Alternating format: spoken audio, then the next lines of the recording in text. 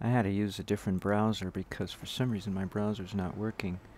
Um, so with free energy, we have a choice. At least when I study a surge, a transient, there's a choice because of this issue of how negative power factor comes into being.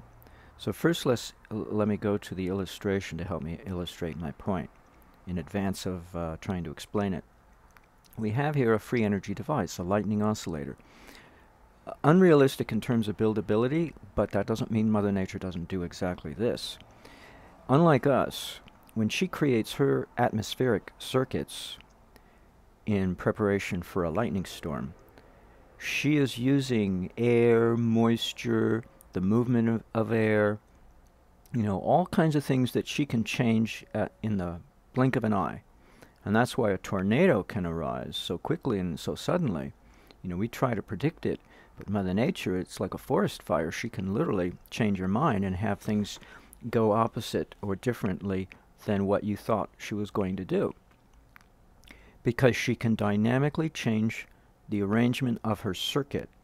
Because she's got an electrical circuit there that's going on behind the tornado that's driving it. Now, here we're dealing with solid objects, and it may seem odd to have a gigafarad capacitor and a giga-ohm resistor adjacent to a pico-ohm resistor and a gigahenry transformer. It may seem very odd and strange, but this thing puts out a lot of energy. Two discharges to ground simultaneously, periodically changing their frequency. This one looks pretty stable. So this one, it's negative, and this one is positive. It's sending energy into the ground, and this one is pulling energy out of the ground. So two different lightning strikes. One sending energy into the ground, one taking energy out of the ground. Meantime, there's the driving force in here that keeps it running. It doesn't stop, putting out spikes of 100 kiloamp spikes and 40 gigavolts, or 25, depending on which one you're looking at. Oh, actually, this spikes is only 12 amps, and this one is 100. And then now this is 3 megavolt spikes, and this is 24 gigavolt spikes.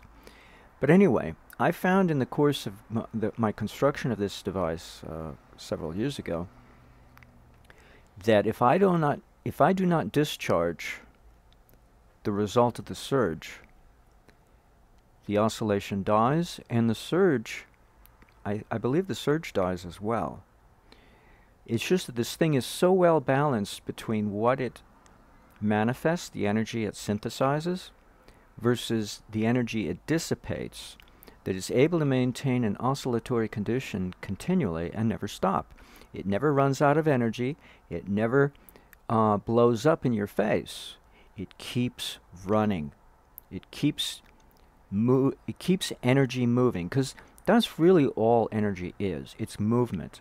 One of the 5 qualities of prana is vyana, circulation. There it's changing direction. It's changing polarity. Vyana. And yet, we normally think it costs energy to move energy. But here, it's not costing me anything except the initial energy from this aerial to get it going with a snap switch, which is a tremendously small amount of energy by comparison to this thing running Talk about a perpetual motion machine. You do have to give it some energy in the beginning to get it going, but once you get it going, you can forget about it and leave it alone, and it'll keep running. Just like the movie Forbidden Planet. The machines, the energy machines, just kept running. And unlike that, though, there the explanation was, well, the energy inside the planet that it's utilizing is such a long period of time, we don't even have to worry about it. Here, time is not even involved in that sense, but it's involved in a different sense, which I'm getting to. And it's very significant, because we keep thinking of energy as if it's a log of firewood that we burn it up and we use it and it's gone. but we have a return wire that goes back to the grid. We take energy, we give it back. Okay, so now I'm segueing into what I want to describe. When we deal with zero power factor energy, we're told it's useless, but it's not useless. It's useless for consumption purposes, but it's not useless because it energizes our coils. And then we're told, well, this energy that we're using to energize the coils, it may be useless in terms of spending it, and we don't really spend it. We can't spend it. All we can do is borrow it because we have to send it back to the grid when we turn off the motor and de-energize the coils. Well, let me let you in on a little secret. That's not exactly the way it works. Even though that's the way we keep bandying around telling each other that's the way it works, that's not the way it works. The way it works is, per cycle of time, we borrow it and we give it back during each half cycle. It's when the motor turns down, we stop that process. This is significant. This is very important you get this in mind, because now we're dealing with time. Per cycle of time.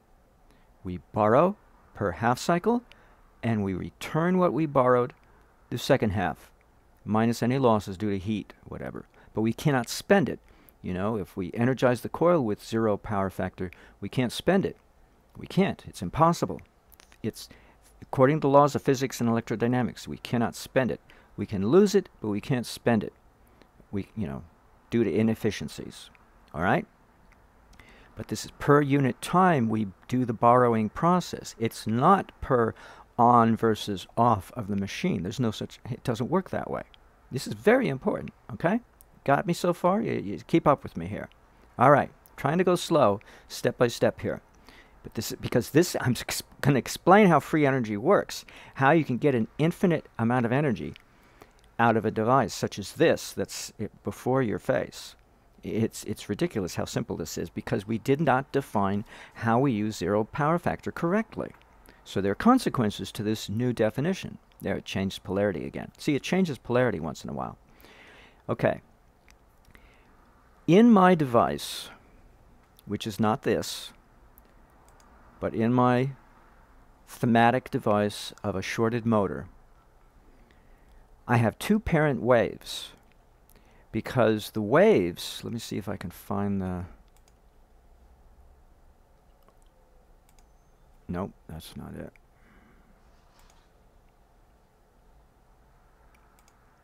There. The waves are at odds with each other. They're 180 degrees out of phase. So if we zoom into this is the input, okay? The blue is the voltage at 50,000, no, at 20,000. And the red you're going to see is a little higher frequency. It's at a little over 100,000 cycles per second. We zoom in, no, not yet. We zoom in, and here's our amperage.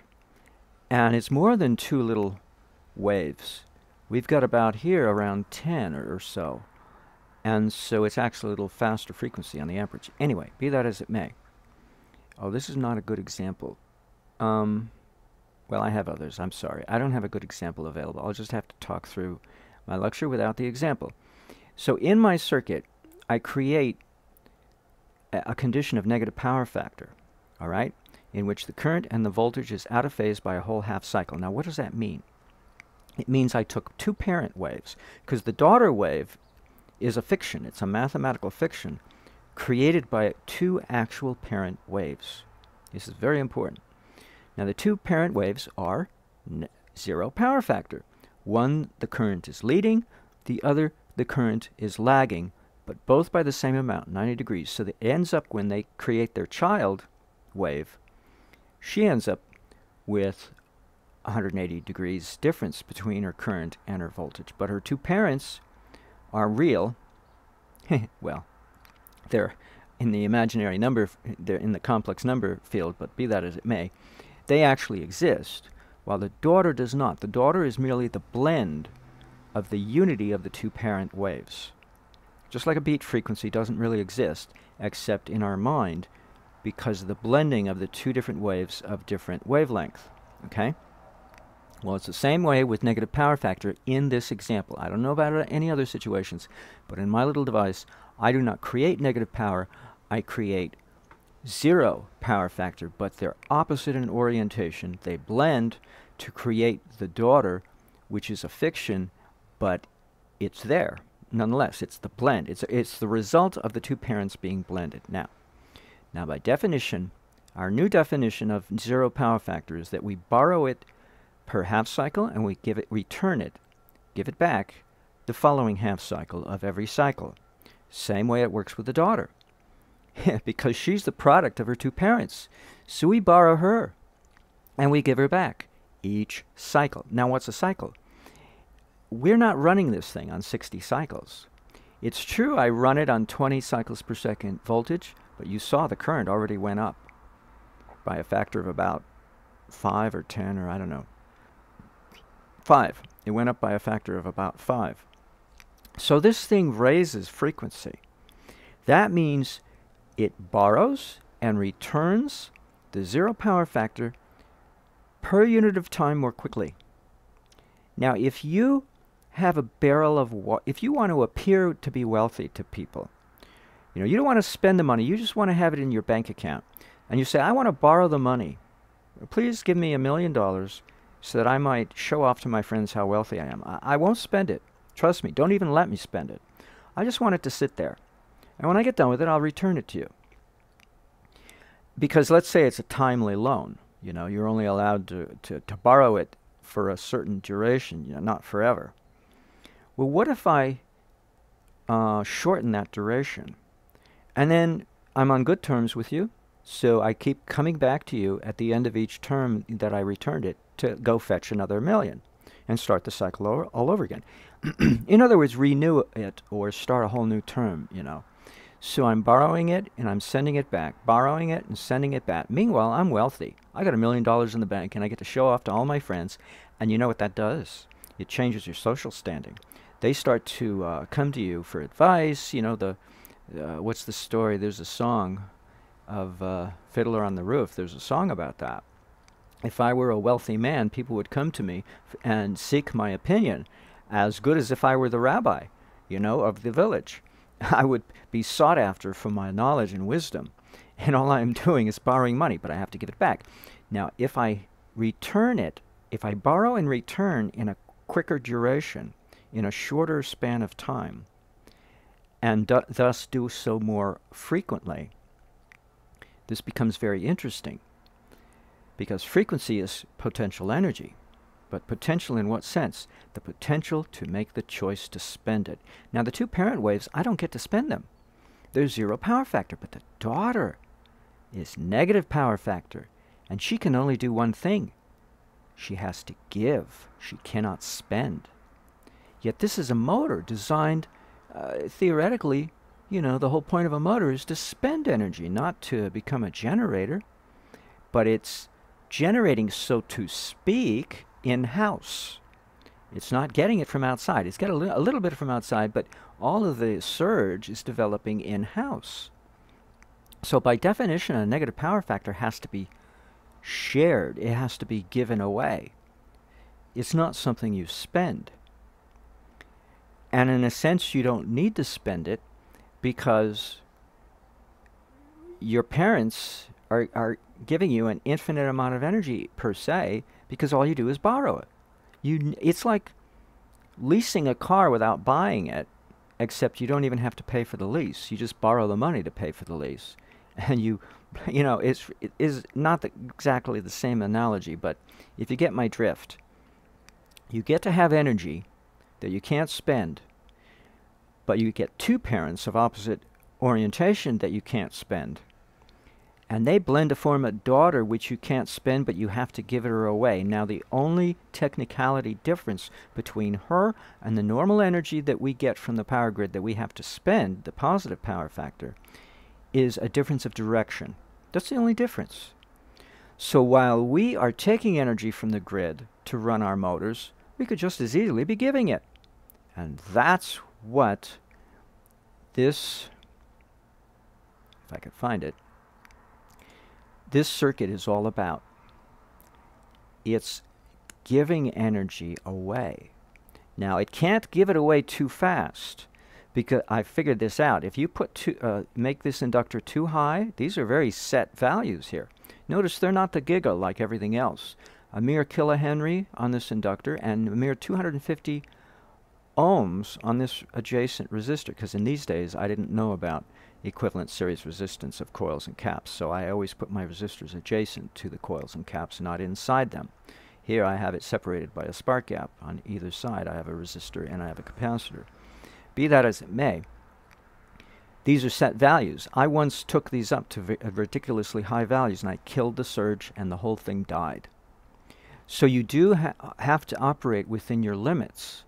You know, the surge is only going to supply so much and no more. And if you try to overload your surge, you'll kill it. And then there goes your Aladdin's lamp of free energy. It's out the window and down the street and buried 6 feet underground. But if you stay within your limits of expenditure, you literally can't spend it. You have to give it away at a certain rate, but not too fast, because if you give it away too much, it's the same as spending it too much. See, it's just a question of direction. Negative power factor, you're giving it away. Positive power factor, somebody else is giving it to you. But it's still at a certain rate. If you take too much, or if you share too much, the bounty ceases, regardless of the direction of who's giving it to who. We already know what it is. It's just a question of, at this point of the argument, what direction it's taking, but also how much, you know, how fast. Now, one of the odd things about, see, this is stable because it oscillates, but my circuit is not stable. It surges, but it does, well, actually it is stable because of the spark gap and all of the balance of the other factors. Yes, this is, I'm sorry, this is another example of an oscillating circuit in which it's relatively stable. But the difference here is that it's not receiving energy to spend it, it's sharing energy to spend it in reverse. And so if you overload this, it'll die. How many times I find that happen? Or if you underload it, excuse me, it explodes. And it loses its ability to regulate itself with self-regulated oscillations.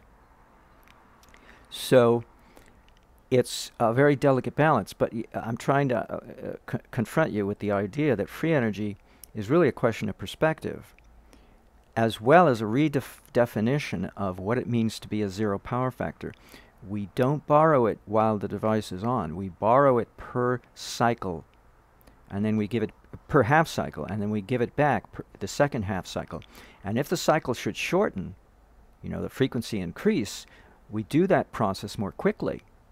That means we're processing the same amount of energy in less time, which means that if we kept the time frame the same in terms of our perspective, while the frequency increases, what we would see is more energy, not less, because the frequency went up. The frequency of how often we borrow and how often we return. That gives us more opportunities per unit of time to make the choice to share the energy, to give it away. And we have to, because if we don't, the thing will blow up in our face. You know, I can regulate this, but that's because it's self-loaded, is what it amounts to. So if you apply a load to it, then you have to have a computer chip figure out rebalancing act, because now it has to accommodate an exterior load up to a certain safe limit and still continue to do its thing, creating free energy. Because it's a question of borrowing and a question of speeding up the cycle of borrowing and returning. And also it's a question of blending two energies that we borrow, not just one. And they are opposite in character, such that they create energy that we have to give away, namely negative power factor. While the two energies that we borrow, we can't give them away, we can't spend them, We can't share them by themselves individually. All we can do is recycle them, borrow and return, borrow and return. But it's a fascinating piece. We don't think of time as a means of creating free energy. And it's really those three ingredients of time and a leading current versus a lagging current, 90 degrees in each case, those three factors we manipulate to create free energy. So long as we look at it the right way and have the correct definition. And also understand it's a very precarious balance of forces. If we should upset it, the whole thing either explodes or dies. Two extremes. And I think we overlook the explosions that happen on transmission lines. We harp too much on, oh, that guy, he thinks he can come up with a perpetual motion machine, forgetting that the opposite of an explosion, because see, a perpetual motion machine it does not exist.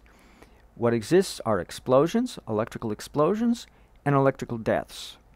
And anything in between is a very precarious balance of self-regulatory oscillations, which could easily be thrown off balance and either explode, electrically explode, or electrically die. There's really two choices. Or the third one is a precarious balance to be able to maintain. But the two extremes, they're no trouble at all. And we have perfect examples. But we look at things too narrow. We only think of the death, an electrical death of the free energy advocate, oh my God, of his idea. We never think of the explosion, which is just as relevant, just as probable. In fact, I think it's even a little more probable, but I don't know. In terms of choices, though, thematically speaking, it's just as probable, as is the death of free energy, is the explosion of free energy. And for us to hide our heads in the sand and say that explosions are not part of the equation is to misunderstand what free energy is. It's the explosive nature, it's the electrical nature of an explosion. See, that's the correct way to define free energy. It's the electrical definition of a bomb. So I am studying explosives, but not the chemistry. We always think, oh, the guy, some movie, the guy uses explosive. Well, I'm really good at using plastic explosives, TNT. Oh, I know all the types, But that's chemistry. It would be interesting to see if somebody came up with a movie theme and say, well, what about electrical explosions, huh? No, purely electrical. No chemistry involved whatsoever. Because then that leads, see, so we really don't understand. We're so brainwashed to think erroneously about a topic that we can't possibly accept anybody who dwells on it. But it's really quite simple. I just explained it in the most simplest way possible. And anybody can, even a child can understand explosions. And a child can understand death. And yet, we talk about the sun exploding eventually, and then dying afterwards, as if it has to happen that way. Why can't it just die and skip the explosion part, or maybe it's exploding even now as we speak, and we don't appreciate it, because those are controlled explosions, because it's actually running just like my little lightning oscillator was running there. That might be actually not a lightning oscillator. That might be the solar oscillator. It might be the way the sun runs on such a gargantuan scale, because it's constantly putting out energy. But if it should become imbalanced, then it would explode or die. It doesn't have to do one and then the other. It can do one or the other. It's ridiculous the way we look at things. It's unbelievable. So, I hope you've ignored the background noise coming in from outside. I have to have fresh air, sorry. And this discussion of free energy, in the simplest way possible, it's unbelievable. And time is a big part of it. When we pay our bill, time is involved. Oh, what duration is this bill for? 2 seconds or 2 months? It would make a bit of a difference, don't you think? If it was 2 seconds, well, gee, are you going to charge me again the same bill on the next 2 seconds later? My God, I'll be destitute in no time flat. So they're nice enough to charge us only once every 2 months, or so that we don't become in the poorhouse just because we want to light up our life. So it's what they can get away with. So they're using time as in terms of what they can get away with. Well, isn't that what I do? I'm getting away with stuff per unit of time. I mean, really, it's a game. But it's a game of ignorance between us. But the game of what you can get away with is really a personal best kind of thing. What can you do with electricity? Because nobody's going to do this for you because they won't be able to make any money off of it. My three most important supplements nobody can patent: cayenne pepper, potassium iodide, and silver ions of silver. Nobody can patent that. And yet, they're the simplest ways for me to stay healthy. And salt. 4. Nobody can patent salt. That's why Gandhi did his salt march. Because the British were charging the Indian population for their use of their own salt, which is kind of ludicrous, but the British were making money left and right off of everybody and everything. And we do the same thing to the Hawaiians. We take their sugar cane away from them, process it over here in the mainland, and then sell it back to them. How ludicrous is that? Meanwhile, they're making their own honey. So the honey business in Hawaii is very lucrative.